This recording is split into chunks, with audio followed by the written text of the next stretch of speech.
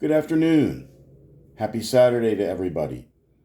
Well, this used to be observations of an American living in Germany, but now this American is back home in the USA. I am in Henrico County, Virginia, which is basically a western suburb of the city of Richmond. Uh, the last 2 days, we got in late Thursday night, but for the last day and a half, it's been a combination of insomnia and jet lag. I think I'm pretty much recovered though by today. If I have a little nap this afternoon, things will be better. Well, have to give my hats off to Lufthansa. They were very good at accommodating us. We had two cats with us on the flight. Um, the plane was an Airbus A340, which is one of the big ones. It's not the widest wide body I've ever seen. It had two seats on the left and then four in the middle and then two on the right. The last time I flew to the United States, I believe I was on, it might have been a Boeing, and it had three seats on the left, four in the middle, and then three on the right hand side, so you had 10 across. But anyway, the food served on the plane was actually very good. They gave us a hot meal. We took off in the early afternoon, so they fed us a lunch. I had it was like sausage and potatoes and a little salad with it. Wasn't bad at all, really. And they had free soda, free water, free tea, and they even had free red and white wine, which most airlines charge for that if you're not in first class. We, of course, were in cattle class, but the seats had some kind of, I guess it's an inflatable life vest underneath, so it kind of, we didn't have the leg room we did last time when we brought the cats over to Germany with us. So we had to stretch our feet out and then put the cats they were in their carriers, kind of like behind the calves of our legs. But it worked out. It was okay. We gave them a kitty sleeping pill an hour before the flight, and they were very well behaved. They barely made a sound during the whole flight. But somebody had a 2 or 3 year old kid 2 aisles back from us, and that kid made plenty of noise, so nobody would have heard the cats anyway. But when we got back, we landed. We took off out of Frankfurt. We made our flight with plenty of time. Our plane was late getting into Frankfurt, so they had to fuel it and put food on it and clean it and all that stuff. So we boarded about half an hour behind schedule. We took off about 30 minutes late, and we ended up landing about 20 minutes late. We didn't have a connecting flight, so it wasn't that big a deal for us. But there were some people who were trying to, justifiably so, push their way through the line to get on a connecting flight. And most people were understanding. I know a couple people were angry about it, but if you've ever been in that situation with a connecting flight, it's not fun. That's why we landed in Dulles and rented a car and drove back to Richmond instead of having to wait for a connecting flight to come back to Richmond, because every time we fly to or from Richmond, it almost always seems as if there's some kind of delay and we either miss our flight or we barely make it. So we had a lot of luggage with us, and we had 6 suitcases total. So we rented a minivan. We got through customs okay. The guy said, "Do you have anything to declare?" I said, "I'd like to declare that was a good flight and I'm glad to be home," and got through customs quite easily with U.S. passports. We had to wait an hour and a half to rent a car with the budget rent-a-car fast break, or whatever they call it. We reserved everything online. I had to enter my driver's license number and all that stuff. And we get there, and there was like 2 people working the regular line, which was backed up miles. And then we had the fast break. There was one guy working, and he was obviously overworked. And I'll tell you what, though, man, that dude had a good attitude. He was a young kid, couldn't have been in his early 20s. And he just kept smiling and, took care of business. And I could tell people's eyes were, lasering holes right through the guy, but it wasn't his fault. That's just, that company doesn't seem to be that well managed since Avis took them over.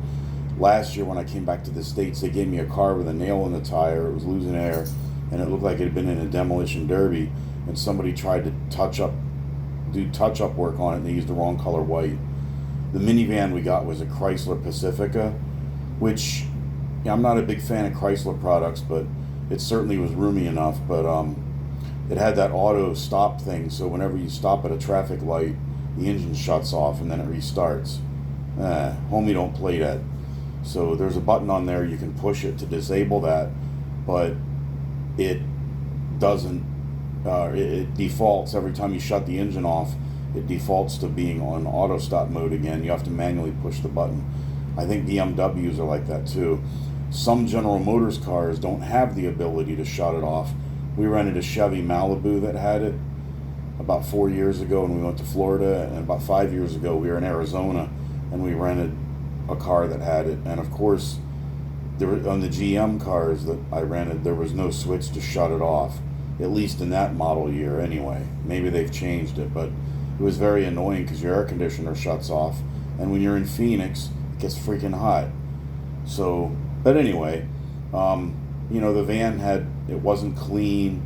I guess they're just shorthanded or something. I used to get rental cars, and they were always clean and vacuumed. The windows were clean and everything else, but the windows had fingerprints all over them on the inside. The sun shining in was like, it was hard to see out of the windshield. They didn't clean the inside of it at all. But it did have a full tank of gas, and we returned it yesterday in Richmond with a full tank of gas. It was a one-way rental. And we made it back, plus drove around a little bit, and it was only $19 to go all the way from Dulles to Richmond. It was $19 in gas. I thought that was pretty reasonable for a minivan with a V6 in it. The thing did have plenty of power. Got to give them that. And the electric sliding doors were kind of wonky. It's almost like you can tell it's just something that's going to break. Same thing with the hatch. But nevertheless, we got back. We had to stop at Walmart on the way back to get a litter box and litter and some food for the cats. And we're in an extended stay hotel right now. We're going to be here for 2 weeks. Then we move to another extended stay hotel up in Charlottesville, and we're going to be in there until we close on our house the end of October. So it's kind of a weird process, but the cats have finally now gotten to the point where they've chilled out. The one cat was okay within hours. The other cat was just crying and meowing, and she's all out of sorts, but I think they're both okay now. They're sleeping a lot. And I couldn't believe how long they went. When we got back, they wanted to eat. They still didn't use the litter box. They probably went 24 hours without relieving themselves. I know I can't go that long, but we set the litter box up, and it was about 2 or 3 hours afterwards. They wanted to eat and they wanted to drink water, but they both eventually did use the litter box. So we got a little extended stay hotel place, and it's pretty decent. It's got a full-size refrigerator and freezer. It's got a 2-burner stovetop, a microwave oven, and my wife's job will reimburse us up to a certain amount for our meals. So we generally bought some food at Walmart. We just snack for breakfast, and then we'll get something out for lunch and something out for dinner. Nothing extravagant.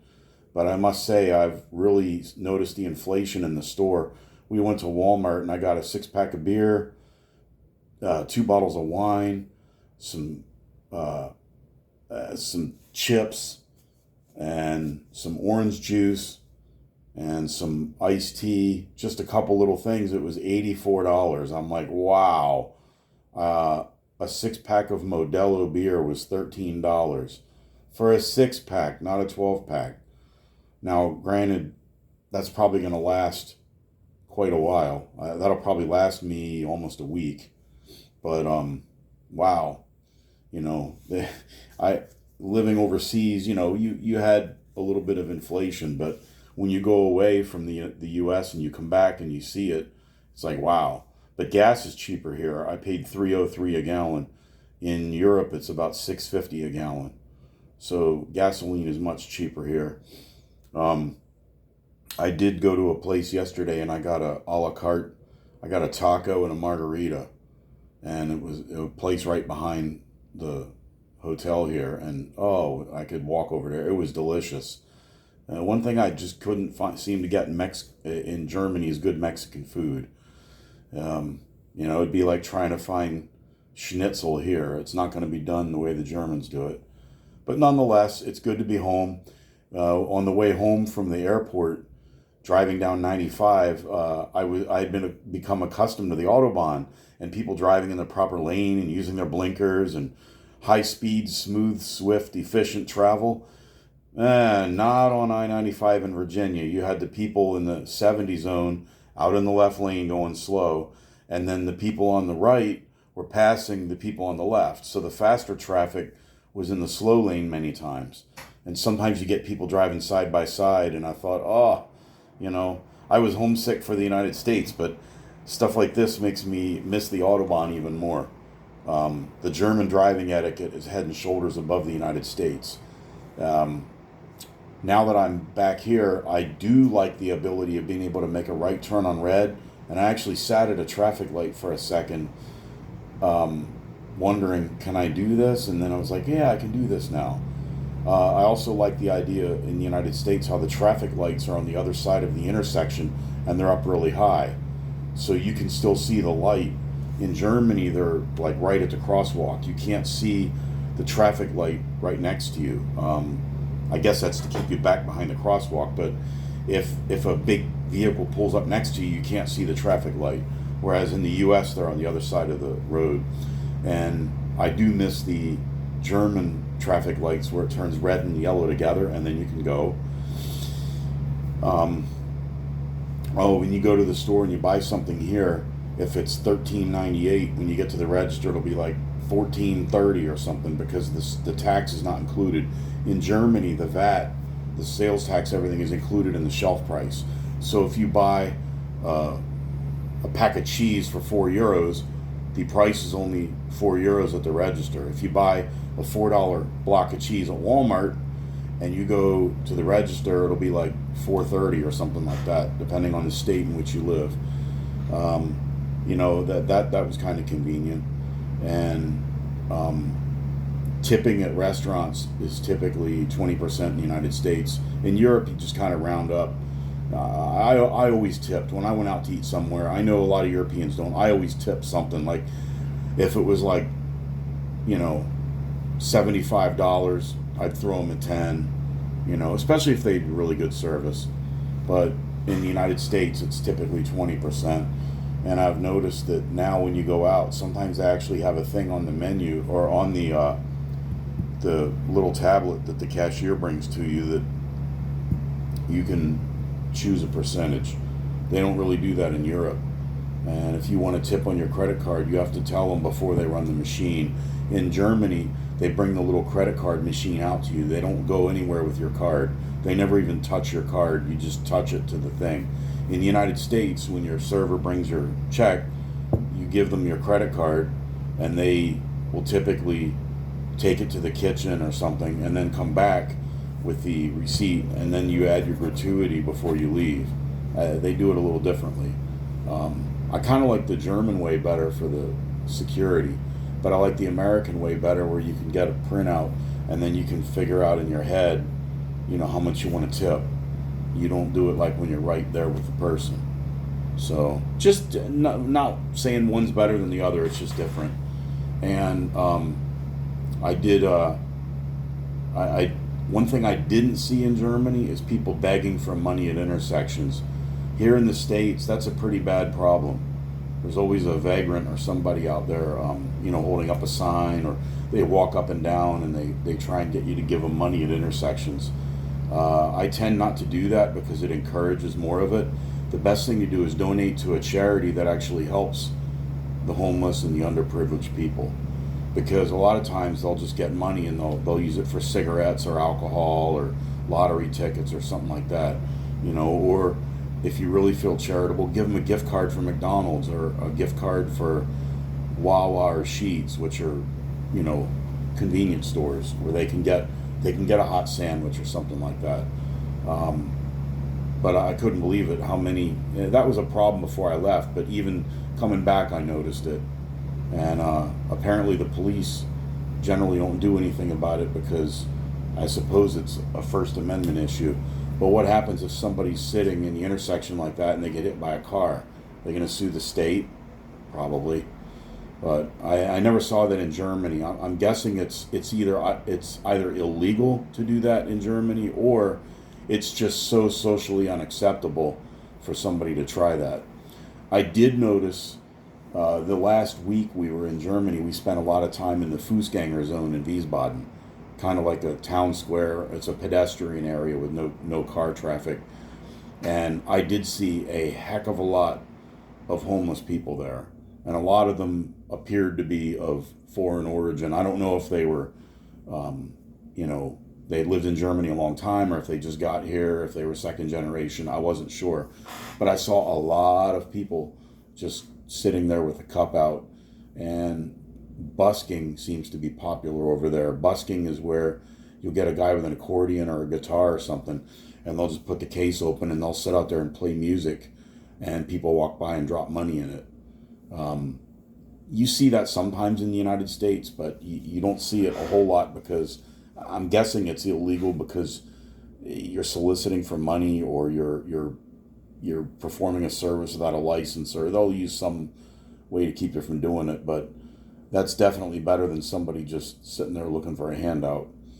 I haven't been downtown since I've been here. Our car doesn't get here till November 18th, so we turned in the rental car. We're borrowing my mother-in-law's car. She's 84, 85 years old, doesn't really drive much anymore. And we actually own the car anyway, but nevertheless, we're borrowing that. We're going to have to buy a second vehicle sometime in the near future. And then when our car arrives, then we can give her back her car, even though she really doesn't drive it much. But she's got a Honda. It's a Honda SUV. It's a 2017 model, so it's about 8 years old, and I think it only has about 60,000 miles on it, so it's still got some life left in it. But yeah, it's interesting to be back. The hotel room here, it actually has a full-size refrigerator with an ice maker in it. How's that grab you? You don't see that much in Germany. They this extended stay hotel has free laundry facilities. So it's a laundromat. Usually they're coin operated. This one's free for guests. And the fitness center is pretty, it's small. I mean, it's got treadmills, it's got an elliptical, and it's got some free weights. You know, it's nothing elaborate, but it's pretty decent. And we're happy to be able to get ice for our drinks. I know we Americans are funny about that. But anyway, yeah, it was most hotels in Europe have a very small refrigerator and no freezer. The hotel where we stayed for the last 9 days of our time in Germany didn't have an ice machine anywhere on the property, and they didn't have a refrigerator in the room, so there was no way to have a cold beverage at all. You had to go down the block to the store to get something. But this one here has the refrigerator, full-size refrigerator freezer in here, which is kind of nice. So we can make our own meals in here. It doesn't have a regular oven.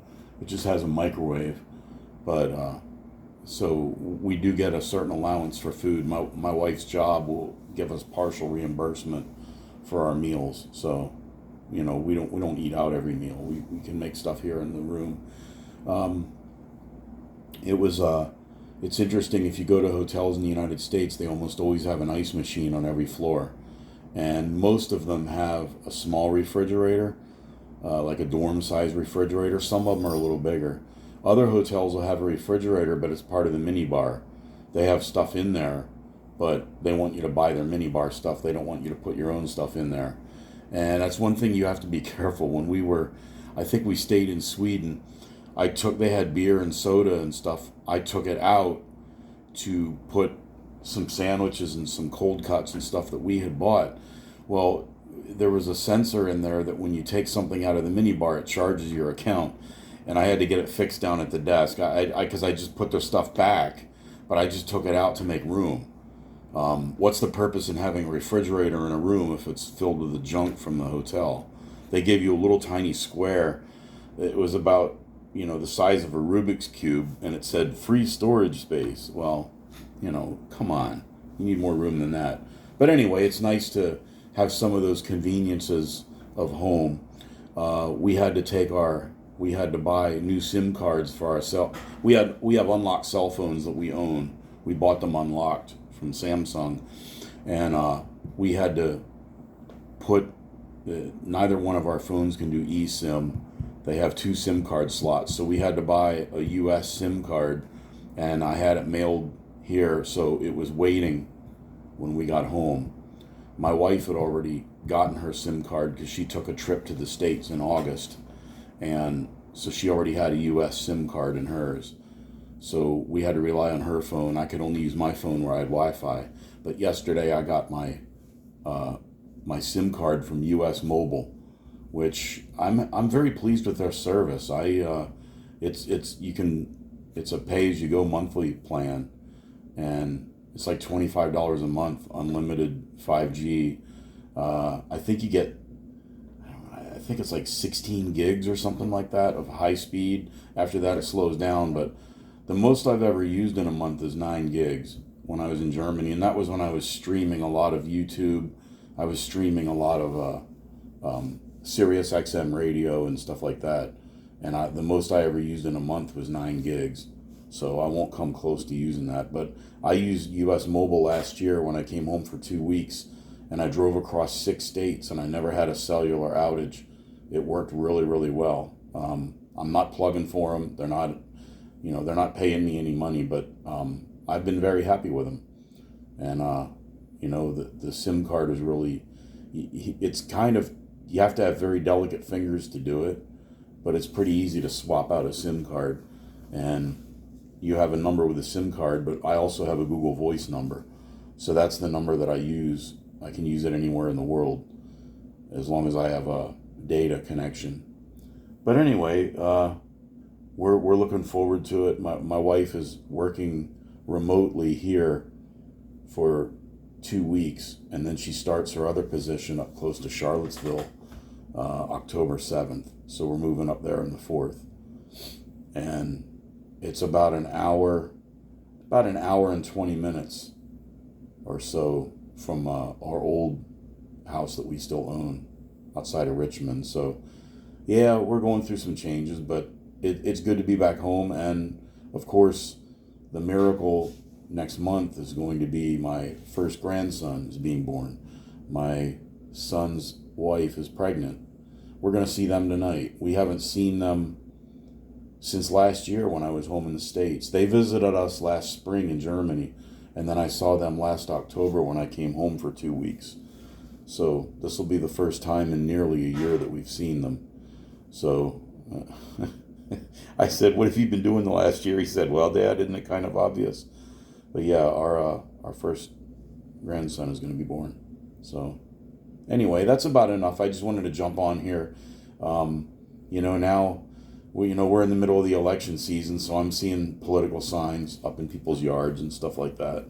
So we've got that upon us, and I think that it seems as if most people who are voting for Donald Trump really don't like him, but they feel as though he'll do less damage than Harris. And the people who are voting for Harris, they know she's not exactly the brightest bulb in the box, but they feel as though, their hatred for Trump is so strong that they'll crawl through broken glass to vote for her. And I kind of, there's a group of people called the double haters. Those are people who really don't care for either one of them. And, in many ways, I find myself in that category. I just, I don't know, do I vote for third party just as a protest vote? Living in Virginia, we're a blue state anyway. Now, that could change. They say that Virginia's in play, but I kind of doubt it. Just because we have a Republican governor doesn't really mean that much. Most of our congressional delegation, I believe, is Democrats, and both of our U.S. senators are Democrats, and our General Assembly is a majority Democrat in both chambers. So it's, you take it as it is. Maybe we'll be in play, but I think the big swing states are going to be Pennsylvania, Michigan, Arizona, maybe Wisconsin. Those are some of the ones that and maybe even Nevada. They don't have that many electoral votes, but Nevada is sort of a swing state. So we'll see what happens. But, it doesn't seem like it's only, 6 weeks away? Something like that. But we do, if you live in Virginia, early voting actually started September 20th. So you can vote early in person at the voter registrar of the county, town, or city in which you live. Whatever jurisdiction in which you live, you don't have to go to your precinct, you just go to your county registrar. And, take your photo ID with you, and you can actually vote now for the presidential election. In Virginia, there are 6 names on the ballot, and I think it's, Donald Trump, Kamala Harris, Jill Stein from the Green Party, Chase Oliver from the Libertarian Party, and Cornel West, who's running as an independent. He's basically like a communist independent. And then there's somebody else running from the People's Socialist Party. I think it's a female, I can't recall the name. But there's actually 6 candidates on the ballot for president in Virginia. That might not be the same in other states. But, there's also a constitutional amendment in Virginia, something to do with real estate taxes. I think it's a tax abatement for people who are families of armed service members killed in the line of duty, or something like that. It's not something that's well publicized, but there's going to be a question on the ballot about it. And of course, in Virginia, we're going to be voting for one senator. Tim Kaine is nearing the end of his 2nd term, and he's seeking a 3rd term. And there's a man named Hung Cao. I know that sounds like a funny name, but he's of Vietnamese origin. His name is Hung, Hungcao, Hung Cao. He's from Northern Virginia. He ran for Congress, I believe it was the 10th district in Fairfax County. Now he's running to unseat Tim Kaine. Tim Kaine is a Democrat. Hung Cao is a Republican. I'm not really pro Hung Cao, but I am anti Tim Kaine. He was pretty bad as a governor, not really great as a mayor, and he wasn't that great as a lieutenant governor. And he's had 2 terms in the Senate, and he's pretty far to the left. Voted for all kinds of big spending. He's very, very anti-Second Amendment. So it's time for some new blood. I will be voting against him, not necessarily for the other guy, but I'll be voting against him. As far as I know, there's not a Libertarian Party candidate on the ballot. So that's a total binary choice there. The state elections in Virginia will be next year, where, we'll be choosing a governor in 2025. We always do our elections 1 year after the presidential election. But that's enough. I'm rambling on. I'm just, insomnia and jet lag is, burning me up. And my wife had an appointment she had to go to, so I'm just here with the cats, and I figured I'd pop up another video. Take it for what it's worth. It's just one man's opinion. That's just what I've observed, and I'm sure I'm going to notice some more peculiarities after I venture out and about now that I'm back home. Have a great one.